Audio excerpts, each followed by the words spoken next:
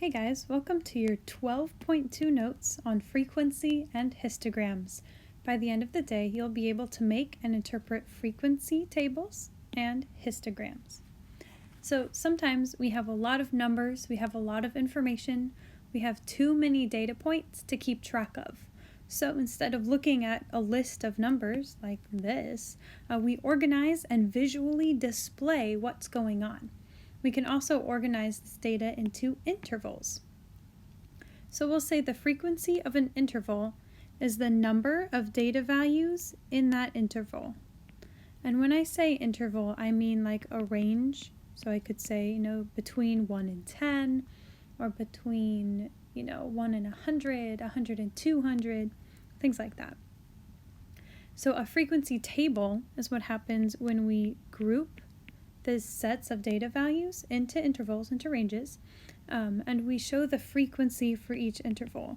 That is, we spell frequency correctly, and then I show how many items are in that group. So it's important to note that the intervals don't overlap. They're all distinct, they're separate.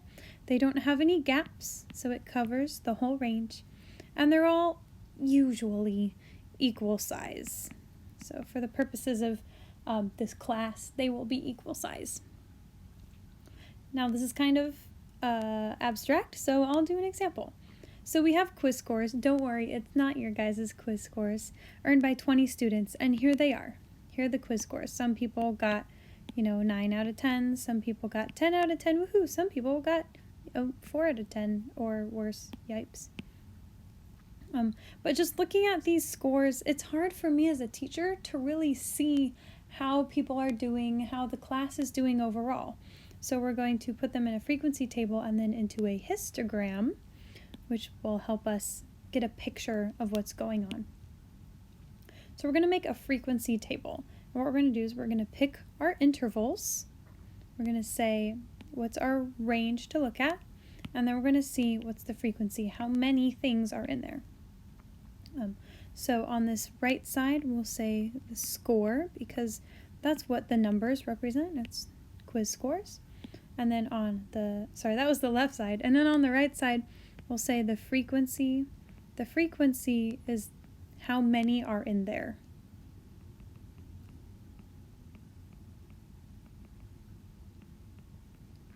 So the frequency is how many are in the range, and the score is a range. So it's nice to we try to split our data into 4 to 5 intervals, usually 4 to 5, maybe up to 10. It just kind of depends on what you have, but 4 to 5 is a nice number to pick. So just looking at this, our maximum score is 10. They'll probably go all the way down to 0. I don't see any zeros though, so we'll say this range is 1 to 2, and then 3 to 4, 5 to 6, 7 to 8, 9 to 10. Now let's check our intervals. We do have about 4 to 5 of them, so that's a good number. They don't overlap, so it's not like 1 to 4 and then 2 to 3. There's no overlap there. There's no gaps. Everything will be covered by our intervals, and they're all the same size. They all have 2 numbers in them. Now let's put them in here. Let's first count how many 1s and 2s we have. We don't have any. Sweet. How many 3s and 4s do we have? 1, 2. We just have 2 3s or 4s. How many 5s and 6s do we have? 1, 2, 3, 4. How many 7s and 8s do we have? 1, 2, 3, 4, 5, 6, 7, 8, 9. Ooh, wow. So 9 people got a C or B. And how many 9s and 10s do we have? 1, 2, 3, 4, 5. Now let's check. Did we get all of them by adding them all up? So that's 2. 2 plus 4 is 6. 6 plus 9 is 15. 15 plus 5 is 20. Okay, good. And there were 20 points. So we did get them all. We didn't miss any. It also helps to cross them off as we go. So this is easier for me as a teacher to see how the students did. 5 people got A's on the quiz. Awesome. Nicely done. 9 people got a 7 or 8, got a C or a B, and that's 14 people out of 20 got at least a C. So that's really cool. That's awesome. But again, looking at this, it's still a lot of numbers. It's hard to visualize. It's hard to get a picture. So now we're going to create a picture. And this picture is called a histogram. A histogram is a type of graph, so something we draw. It's a graph that displays data from a frequency table using bars. So it'll have a bar like this, a bar like this, bars like that, kind of. And here's the rules. You need to have one bar for each interval in your table. The height of each bar depends on the frequency, depends on how many things are in that interval. There's not going to be any gaps between your bars, and the bars are equally wide. Now, before you make a histogram, you always need to make a frequency table, because your frequency table gives you instructions for your histogram. So instead of having you to make a whole other frequency table with a whole other set of data, let's just create a histogram to represent what's going on in example 1. So let's copy this table and bring it down.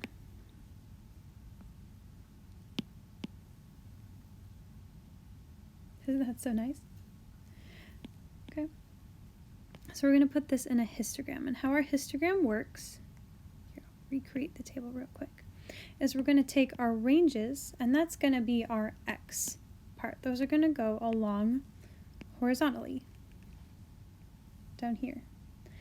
And then each of our intervals is going to be represented by a different bar.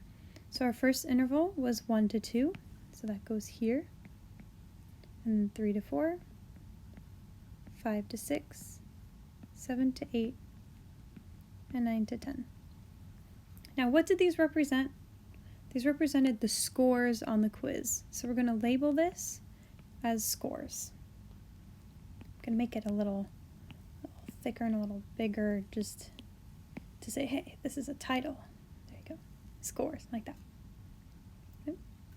And then the frequency goes along our y-axis.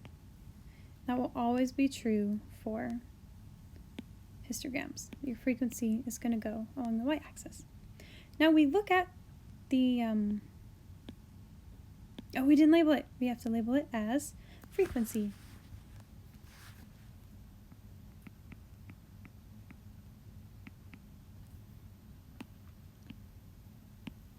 Now let's look at our table and see what's the biggest frequency we have. The most common interval is 9, and do we have enough? Here we have 1, 2, 3, 4, 5, 6, 7, 8, 9, 10. Ah, yeah, perfect, so it'll fit. In fact, I should have been like 1, 2, 3. It's going to take forever. I'm going to label every other one. 2, 4, 6, 8, 10. Okay, now we look at our table, we look at the values in our table, and we make a bar graph, basically, to represent that. So, in fact, let's do this. Nice. In the 1 to 2 interval, we have no scores. So we're done. Sweet. In the 3 to 4 interval, we have 2 scores. So we're going to go up 1, 2, and that's our histogram. We color it in. Ta-da! In the 5 to 6 range, we have 4 scores. So that goes all the way up to 4. And color it in. Now, technically, a good histogram will be like super solidly filled in and stuff, but we're doing this by hand, so it does not have to be perfect. What did I do with this one? Let's go that one. And 7 and 8. 7 and 8 has 9. Oh my, so that goes all the way up to 9. Just right there and all the way back down. Wish Notability had like a fill feature. Close enough. And then finally 9 and 10 had 5 scores. 1, 2, 3, 4, 5. just like that.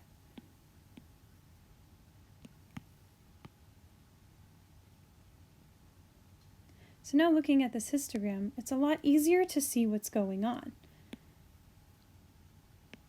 I'm going to even kind of outline them just to make it prettier.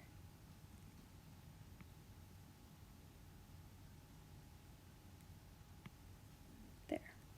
So now I have a visual picture of the scores on the quiz. I can say, oh yeah, it looks like most of them did a 7 or higher, got a 7 or higher. That's really cool. And only a few of them got low scores, but there were people who did get low scores, so we should work with them a little bit more. So there you have it. That's a histogram. A histogram is basically a bar graph, but it has some characteristics. Let's check to see if we did it right. Does it have one bar for each interval? Technically, yes. Just this bar is 0. What it would mean if to not have one is like if we didn't have 1 to 2 at all, we didn't label it, and we just had, you know, all of this information, just whatever, and we started out 3 or 4, that would not be okay. But as it stands, it's okay. Do we have a height showing the frequency? We do. Nice. Are there any gaps between the bars? Nope. And are the bars equally wide? Yes. Yes, they are. Good job, team. Okay. Now, looking at histogram shapes, you can describe histograms based on the way that they're shaped. So this one right here, you see the bars are about the same height. We call this guy uniform shaped. This is a uniform histogram, and I thought that sounded like unicorn for a second. I hope I said uniform. You can go back and rewind and see. Uniform. Uni means one, and form means shape. They're all the same shape. Now you notice they're not exactly, but they're close, and close counts today. So they're about the same height. We call that uniform. Now this guy has like a vertical line going through here, kind of, and then he's like the same shape. So we've got this vertical line dividing the histogram into 2 parts that are kind of the same, right? We've got like a pattern going down, and this is going down like a little mountain kind of thing. Okay, so because it's close to being a mirror, we call this symmetrical or symmetric. Sim meaning same and metric meaning measure, because it kind of like measures the same on both sides. And then the third type we have is where it's like leaning to one side as if it's trying to avoid over here. Most of the scores are over here, and we call this skewed. If you've ever heard something is askew, it's tilted. It comes from a very old French word, skew meaning to like avoid. So if they're all kind of like blant to one side, that would be skewed. We say this is skewed to the right because it's going to the right. It can also be skewed to the left if it were like this. So you have it. Those are our 3 shapes. Now looking at these guys, you tell me, is it uniform, symmetric, or skewed? What is this guy? This guy is skewed because most of the data are over here on this side. So we would say it's skewed to the right. What about over here? This guy's pretty symmetrical because he's the same on both sides. So we say he's symmetrical or symmetric. And then on this side, this guy's a little skewed, but just a little bit. He's not close enough to be uniform yet, because from 15 to 35, that's a big range. I wouldn't say they're uniform. I would say this is skewed because most of the data are on the right. So this would be skewed.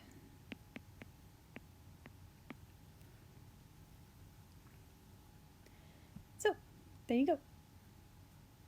Now our last idea here is a cumulative frequency table.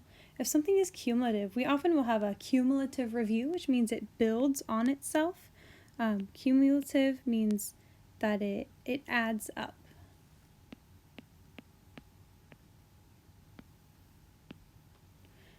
So a cumulative frequency table is basically what happens when you add up the frequencies. It shows you the number of data values that are in that interval or below it.